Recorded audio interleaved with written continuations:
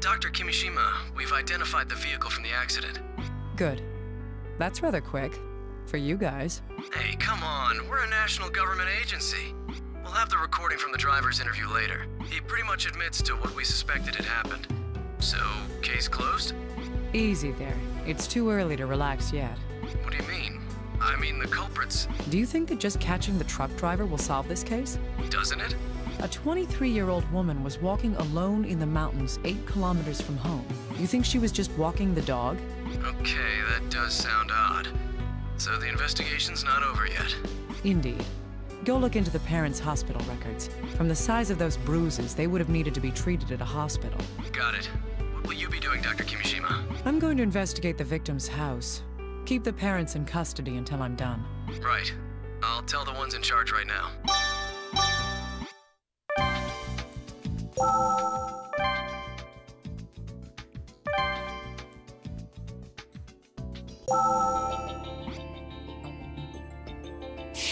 These pieces of glass seem to have come from a mirror. Let's see. Ah, the mirror on the dresser's been broken. I wonder what happened to it.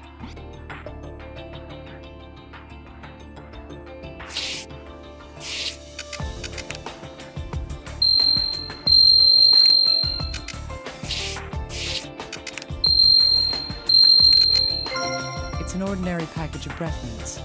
You can get them anywhere. Still. Just as I thought. These aren't mints in here. These markings seem to indicate that this medication was produced for a pharmacy. I might be able to ask the little guy to find out just what it is.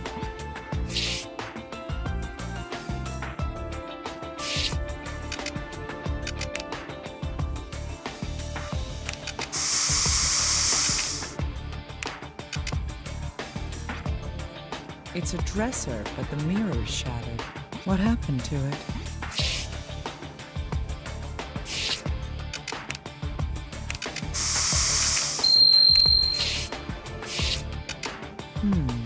Broken blood. A reaction to the luminol. It seems there's something here that isn't part of the broken mirror. This. But what would this be doing here?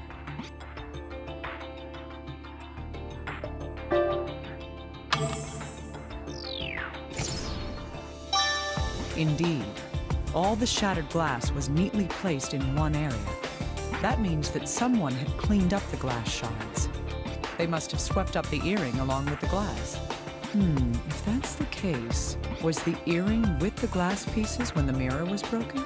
In any case, since it reacted with the spray, there must be blood on this earring. I'll need to have the little guy analyze it and see if it tells us anything.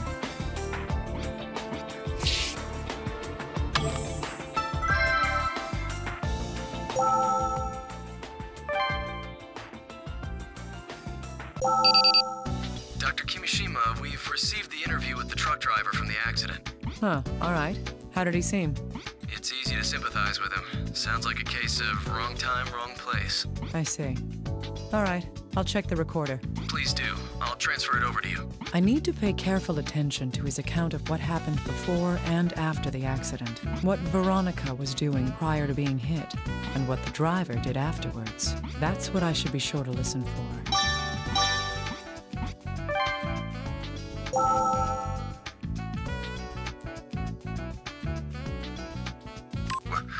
What do you want? I didn't do anything. I don't know. A woman. That woman. It's not my fault. I was supposed to drive a shipment to a nearby town. Damn it, they forced me to do it. Why the hell would someone be sleeping in the middle of a mountain road at midnight anyway? It's not my fault. It's not my fault! I turned a corner, and she was lying on the bridge. She was sleeping on the bridge? This seems a little odd. If this man was telling the truth, then the victim had already collapsed there from the start. Doesn't seem like he was lying, but what in the world does this mean?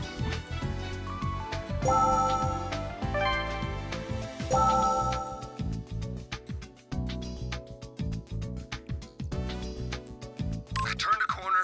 I slammed on the brakes, but I wasn't fast enough, and I ran her over. I slammed. I got out of the truck to see, and she wasn't breathing. I panicked and I threw her off the bridge. He threw the victim's body over the bridge. This means that the victim wasn't knocked off the bridge by being struck by a vehicle.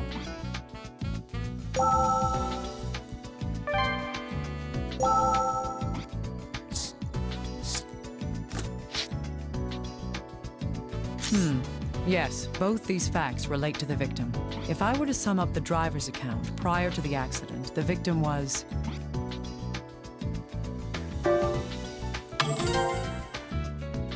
Right. The victim had already been collapsed on the road. And after he ran her over, the driver...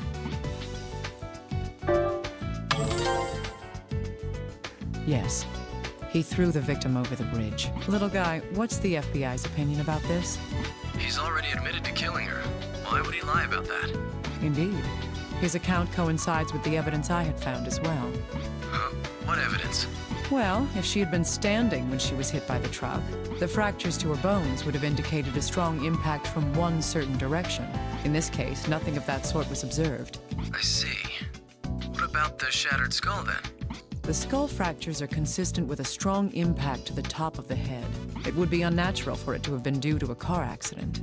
Considering what happened to the victim, it can be deduced that something else caused that fracture. That is... Yes. If she was unconscious when she fell from the bridge, the fracture due to an impact to the top of the skull is understandable. I see. You're right, that does make more sense. Yes. However, that raises questions about the victim herself. Why in the world was this woman so far from home? And why would she be lying in the middle of a bridge in the mountains at that time of night? That's a valid point. I guess there are still some mysteries left unsolved here. Indeed. We'll have to continue investigating in more detail.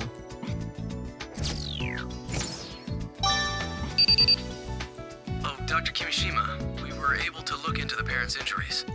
Good job. What did you find? Yes, there were records that the parents had been going to a hospital, like you said. Let's see, it looks like they'd started being frequent visitors to the hospital 2 months ago. How many times is frequent? Oh, we didn't check every detail, but it was several times, ending about a month ago. The hospital staff seemed worried, since many of the injuries seemed to be signs of abuse. Did they tell the doctors who had been physically assaulting them? No, they didn't. However, some of their injuries were quite severe. The mother seemed to have suffered some visual impediments due to a wound on her eye. I see. Further investigation is required to determine who had been abusing them.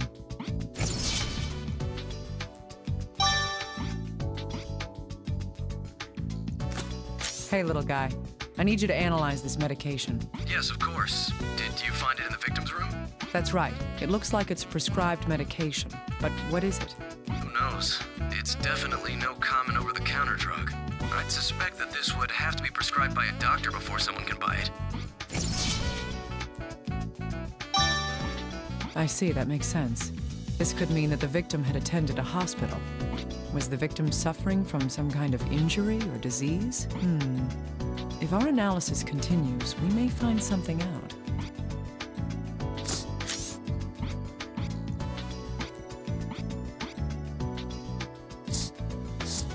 Hey, little guy, I need you to analyze something.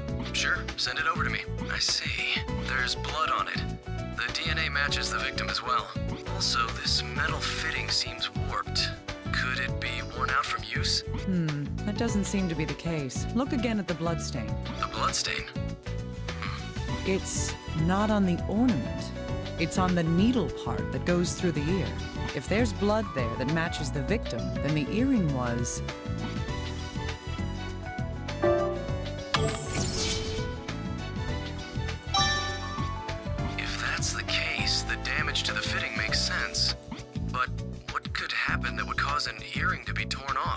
I don't know yet.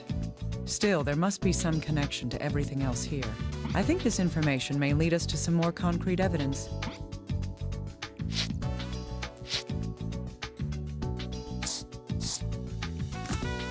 True. Both of these facts relate to the earrings. The victim was discovered with only one of these earrings, and the other one was discovered in her room with her blood on it. Normally, if someone had an earring torn off to the point that it caused bleeding, they would have to realize that something was wrong. Still, the victim was on a bridge 8 kilometers away from her home. What this shows is that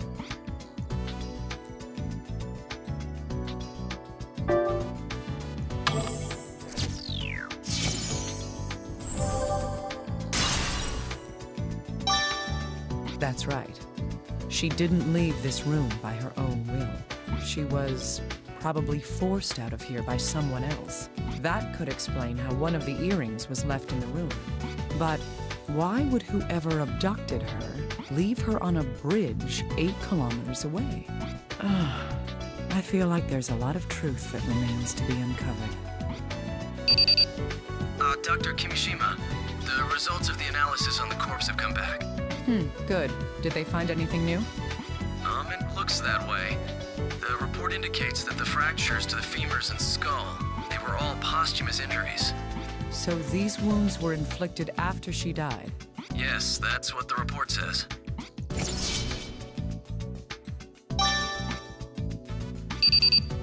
Oh, by the way, Dr. Kimishima, about that prescription. Did you find something out? Yes, we found which hospital the victim had been going to and requested her charts. It says Veronica had been to the hospital a month prior to her death. Her symptoms were migraines, visual and auditory hallucinations, mood swings, and aggression.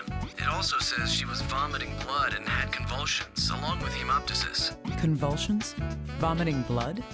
Yes, that's what it says. The doctors urged her to have more detailed examinations, but it seems that she had no intention of listening to them. In the end, she left the hospital and whatever disease she had went unconfirmed.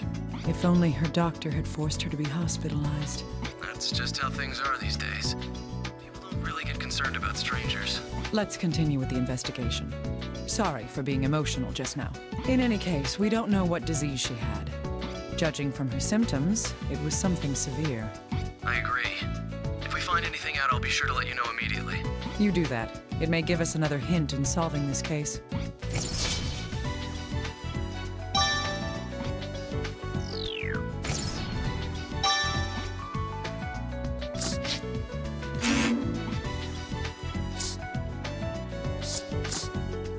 The victim's femurs were fractured in the accident with the truck. Her skull was shattered when her body was dropped from the bridge. We've confirmed that both those injuries occurred after death. From those facts, it's clear that when the victim was on the bridge,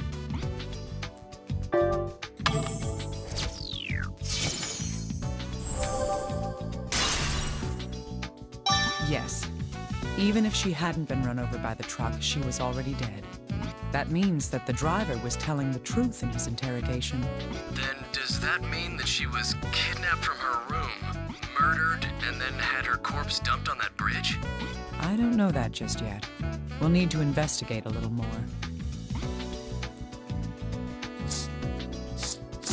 True, these two do share a common link. The victim's hospital records say she'd been at the hospital since...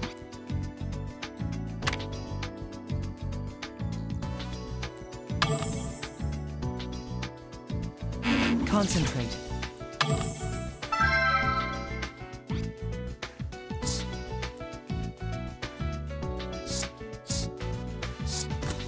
The victim's hospital... Yes, 2 months ago.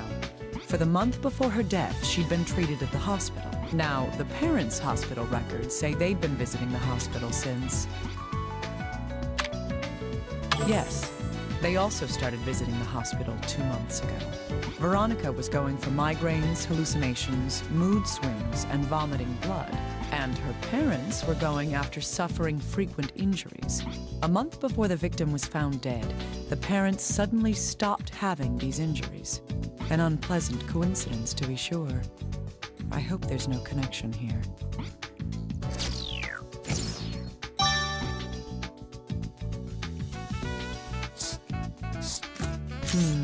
Yes, we can put these two facts together. According to the chart from the hospital, the victim's condition caused her to vomit blood. If she had continued to vomit blood after her hospital visit, that would explain the bloodstains on her clothing. Yes. Thus, these bloodstains were caused by the blood that she had vomited. Can you do something for me, little guy? I need this bone analyzed in detail. Oh, sure. What do you mean by in detail, though? I just need to know if this fracture occurred before or after death. This must have happened while she was still alive. Take a look at this area here. You can see where it started healing. Great. I thought as much. All right, thank you. There's no knowing yet if this has anything to do with this case. But I do know now that this fracture occurred while she was still alive.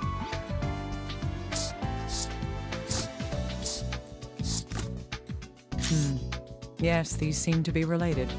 According to the charts, the victim's symptoms were migraines, hallucinations, mood swings, vomiting blood, hemoptysis, and perhaps most importantly,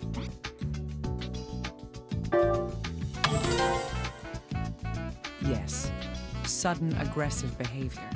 That is, she was acting out violently. Her conditions must have worsened severely a month before her death. That is, her violent tendencies would have increased in frequency and severity.